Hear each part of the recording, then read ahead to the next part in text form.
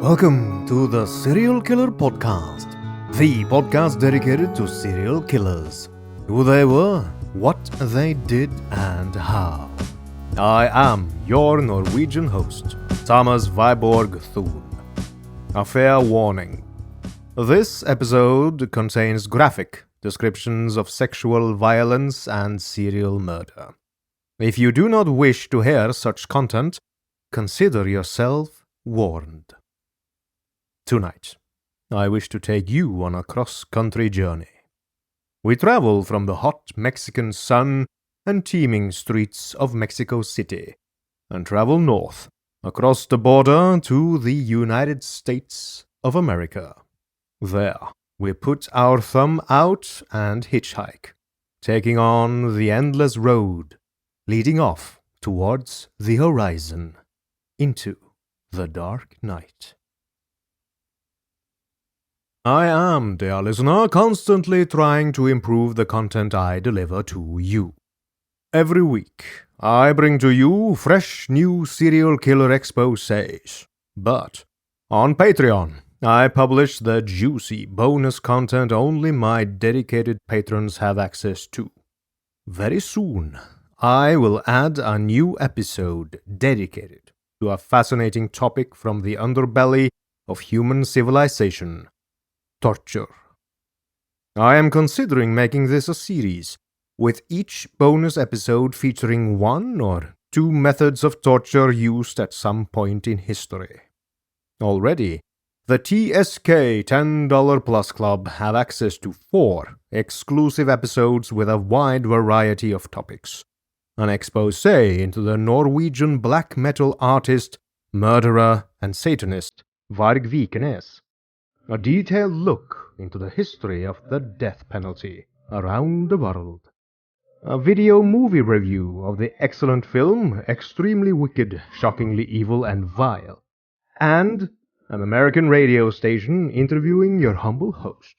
If you want to join the exclusive ranks of the TSK $10 Plus Club, go to patreon.com/The Serial Killer Podcast. And donate $10 or more now.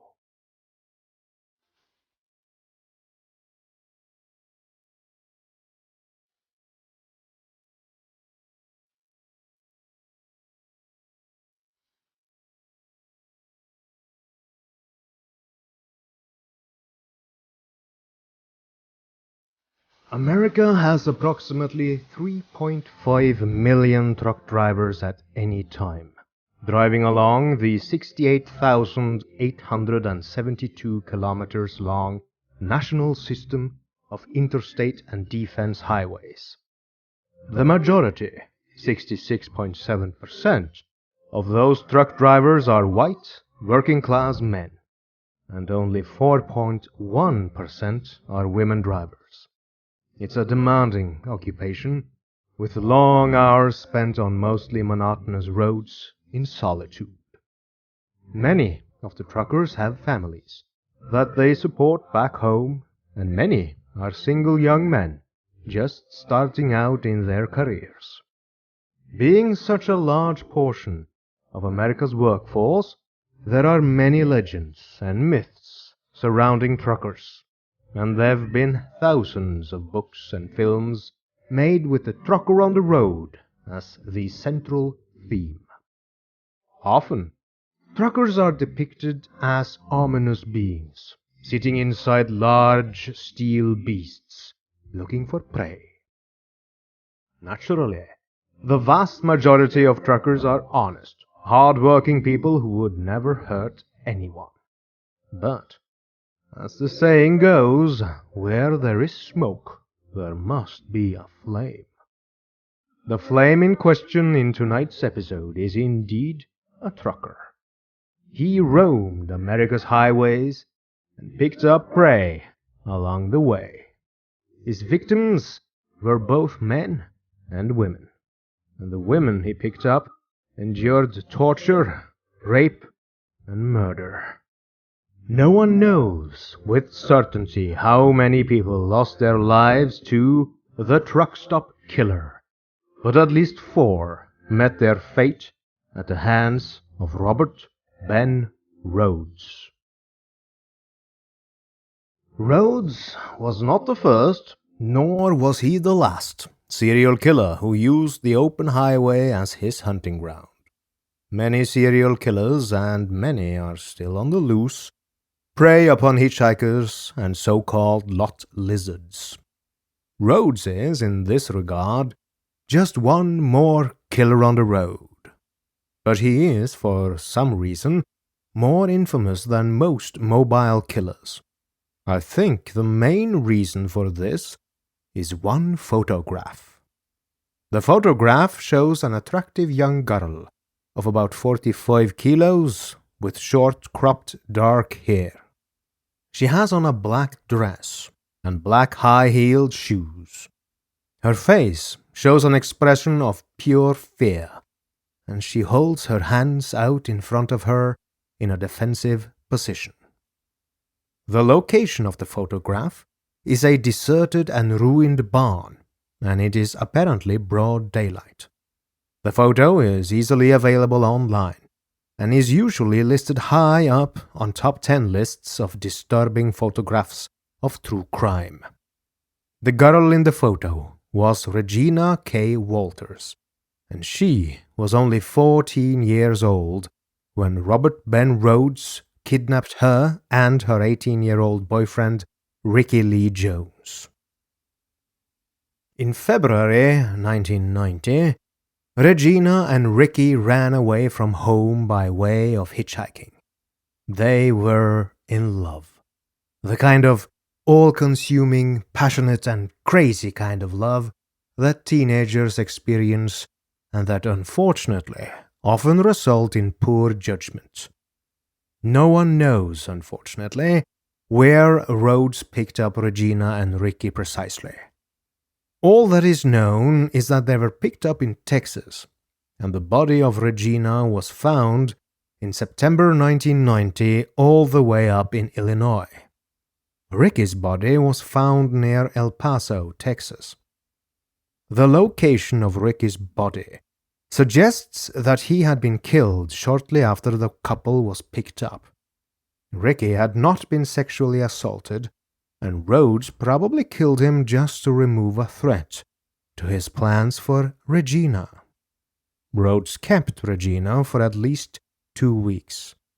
He shaved her head short and completely shaved her pubic hair.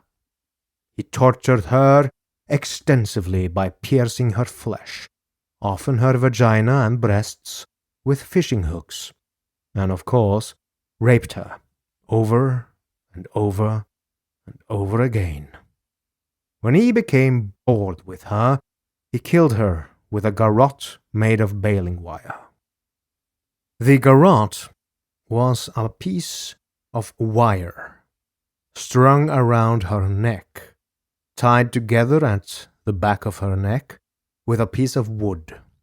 This piece of wood Rhoades had tightened more and more and more until the steel wire had completely shut off her breathing. It was a slow and very painful death.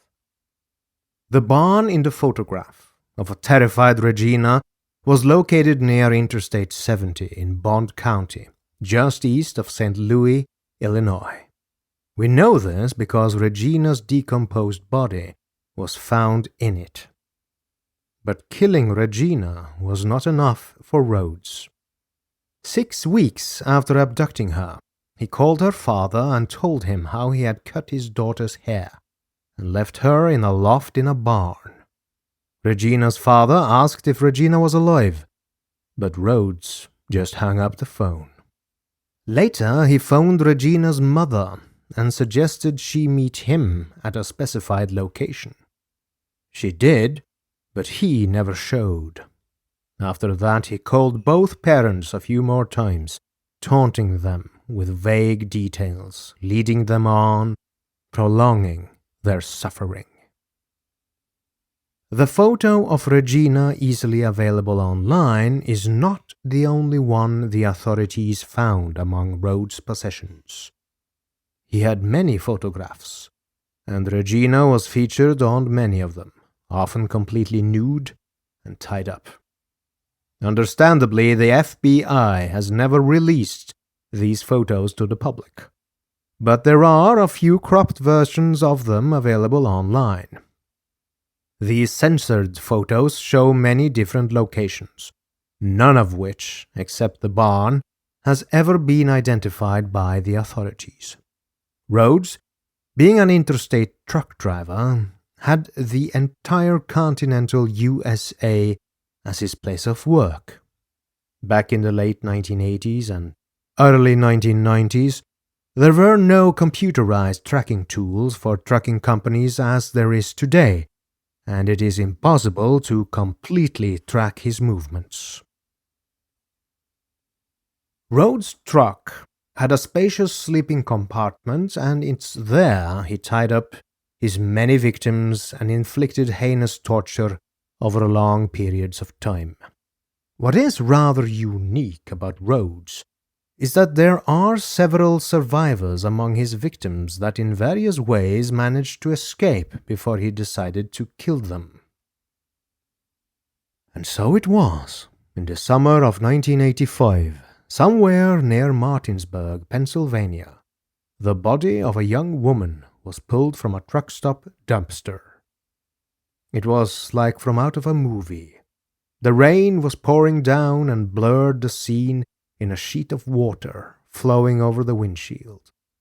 Vanessa had just hitched a ride and was sitting in a nearby truck, waiting for the driver of the truck she was sitting in to pay for gas so they could leave. When they found the body of the young girl, there had been shouting. A man from the dingy truck stop diner ran out and started yelling for everyone to stay away as a small crowd gathered around the dumpster in the rain. Word filtered back that the dead girl was a teenage hitchhiker.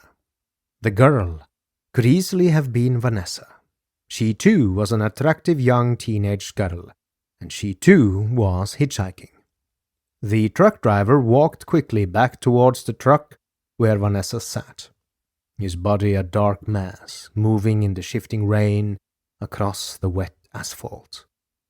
For all Vanessa knew, he might be the killer.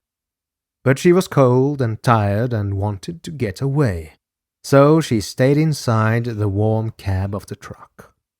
The driver reached the cab, swung up behind the wheel, and said they should get going. He said he didn't want to get caught up in anything time-consuming. Stowing his paperwork, he released the brake. Neither of them said anything about the dead girl.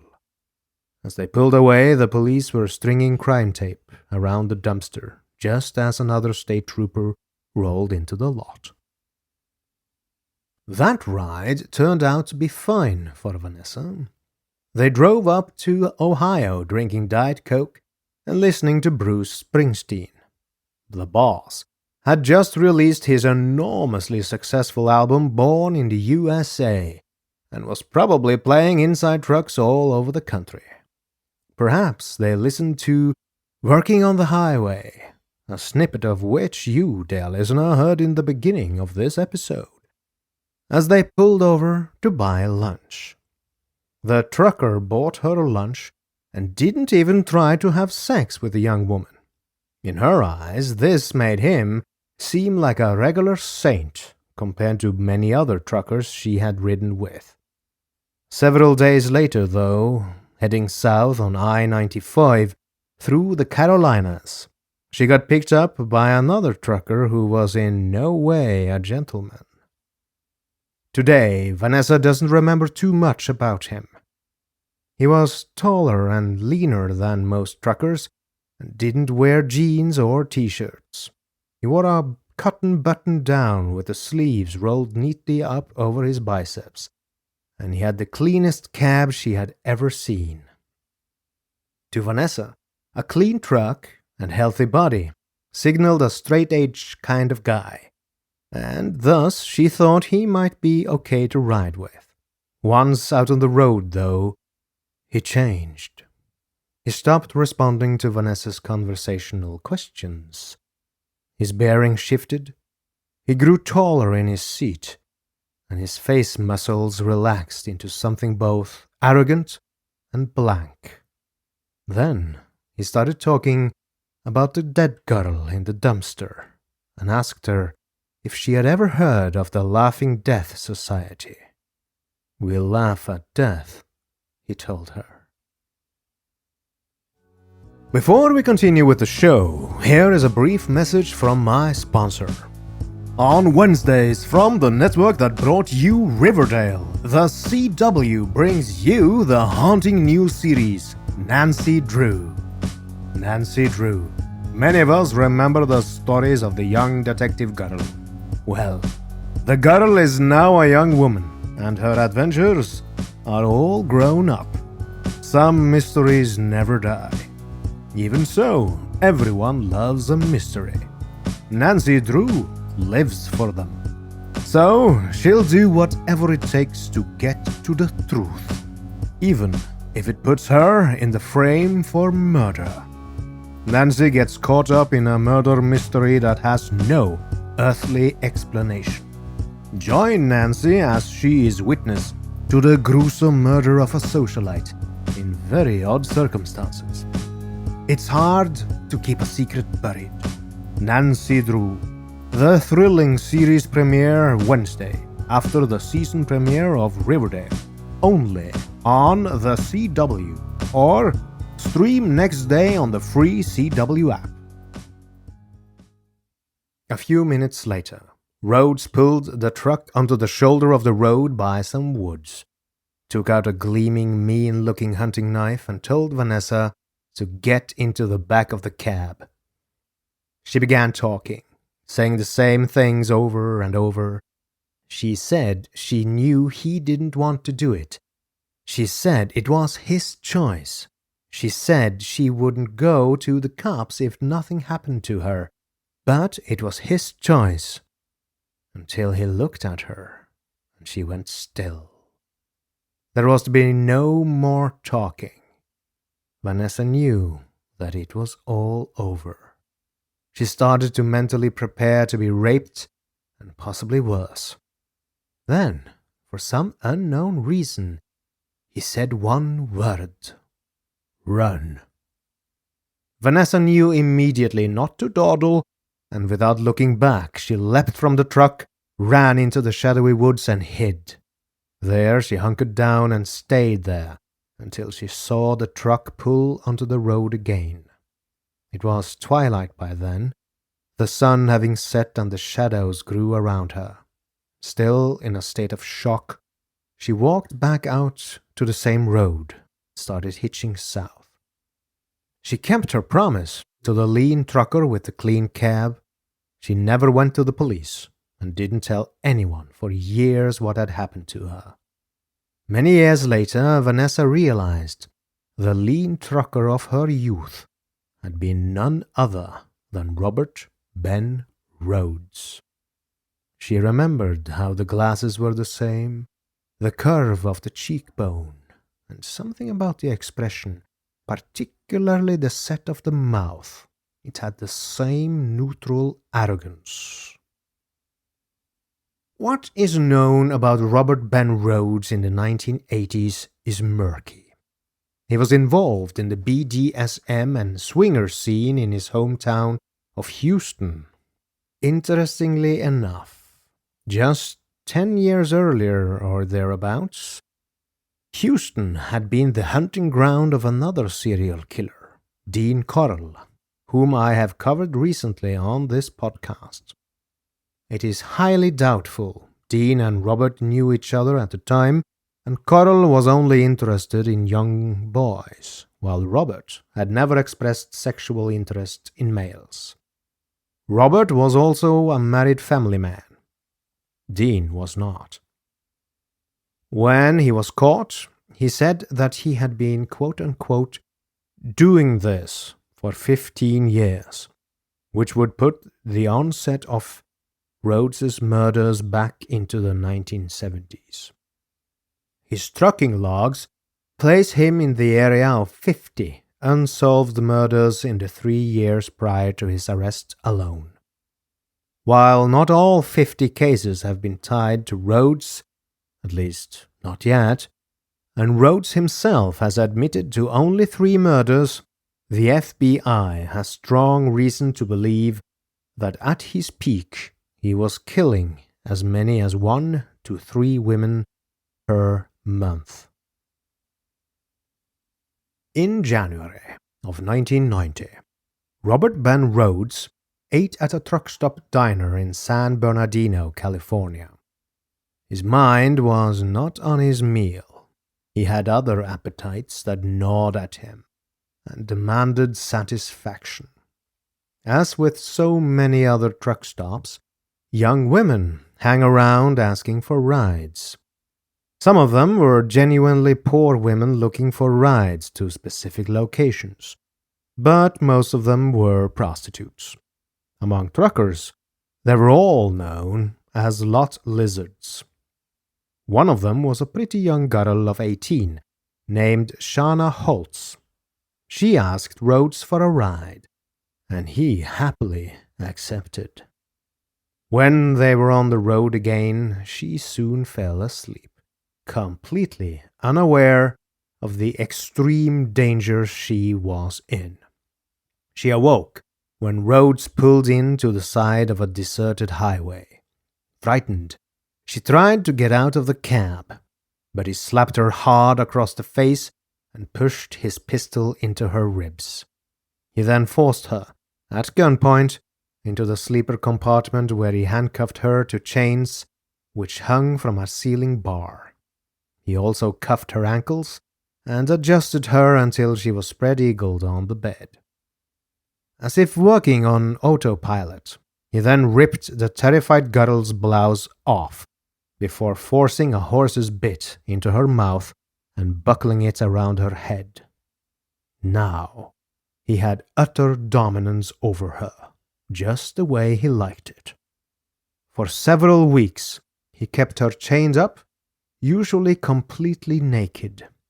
He tortured her by sticking pins into various parts of her body. Other times he used fishhooks to suspend her body or force her labial lips apart. At semi-regular intervals, he would drive into secluded areas far from the prying eyes of neighbors and passing cars. There, he would remove her shackles and take her naked, with a leash strapped to her neck, outside to defecate and urinate. She was forced to be on all fours doing this, like a dog, probably to maximize her humiliation and emphasize his absolute dominance.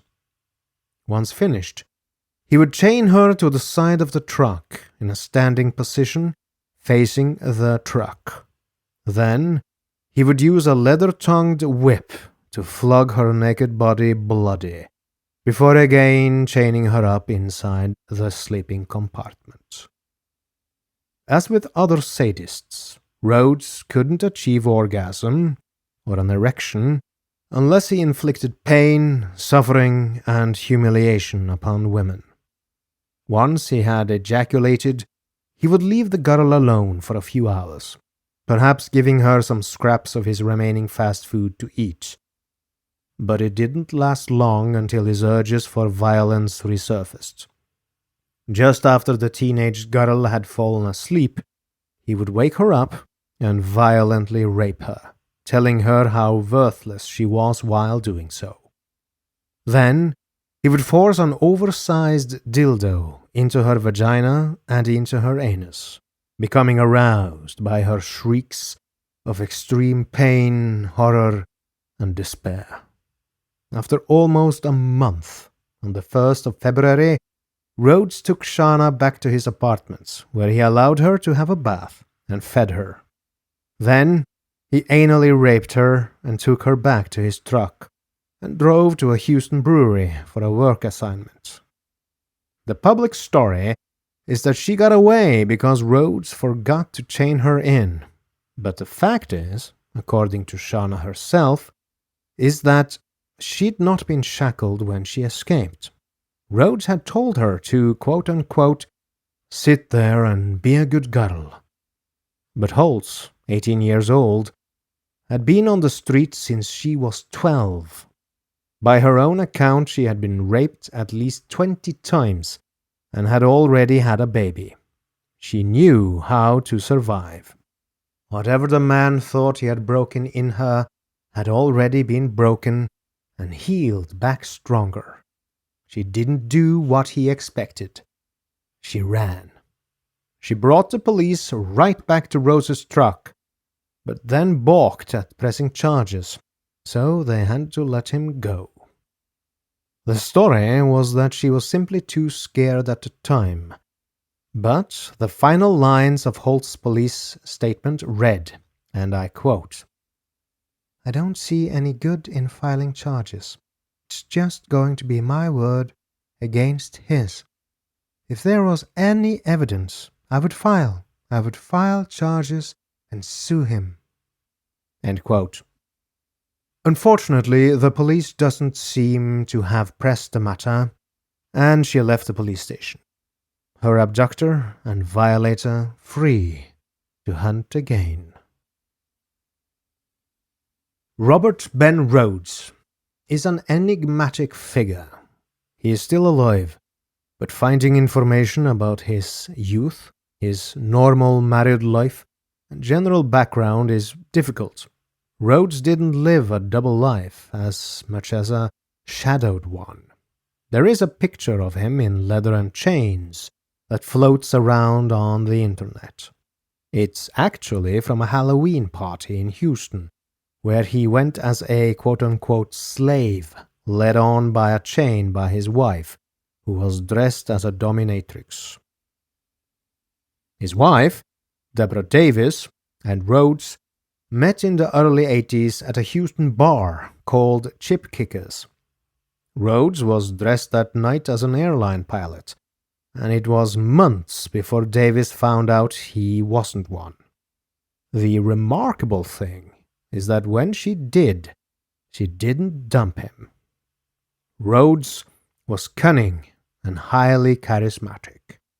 Years later, when the FBI extradited him to Illinois, he was able to get a phone number off a waitress while shackled hand and foot and wearing an orange prison suit. This obviously doesn't give much credit as to the waitress's judgment, but it does speak to Rhodes's charisma. And so, we come to the end of part 1 out of 2 episodes covering Robert Ben Rhoades. Next week, I will finish his saga. So, as they say in the land of radio, stay tuned. This podcast would not be possible if it had not been for my dear patrons who pledge their hard-earned money every month. There are especially a few of those patrons I would like to thank in person. These patrons are my 16 most loyal patrons. They have contributed for at least the last 36 episodes, and their names are Maud, Amber, Anne, Claudette, Cody, Evan, Jennifer, Kathy, Lisa, Lisbeth, Mark, Mickey, Philip, PJ, Sam, and Troy. You really help produce this show, and you have my deepest gratitude. Thank you. If you wish to join this exclusive club of TSK producers, go to theserialkillerpodcast.com/donate and pledge $15 or more to have your name read live on this show. I have been your host, Thomas Warburg Thune, and if you like this show, you're going to love Pluto TV. Pluto TV is the leading free streaming television service. Watch over 100 TV channels and thousands of movies on demand, all for free. No credit card needed. No sign up. You can download Pluto TV for free on all of your favorite devices today, including your phone. Roku, Amazon Fire TV, Apple TV, Smart TVs, PlayStation, and anywhere else you stream. Pluto TV is the easy and completely legal way to watch your favorite TV shows and hit movies for free. Thank you, good night, and good luck. Pro wrestling fans, listen up. WWE Hall of Famer and one of the greatest to ever step between the ropes, Jerry the King Lawler, is coming to Podcast One with The Jerry Lawler Show. Join the King and his co-host, Sean Reedy, as they get together to reflect on Jerry's legendary career, from Memphis to the WWE to just about everywhere else. The King will share his thoughts on the current wrestling product and might even have a few guests stop by. Download new episodes of The Jerry Lawler Show every Friday on Apple Podcasts and Podcast One. And if you love the show, tell your friends and leave a rating and review.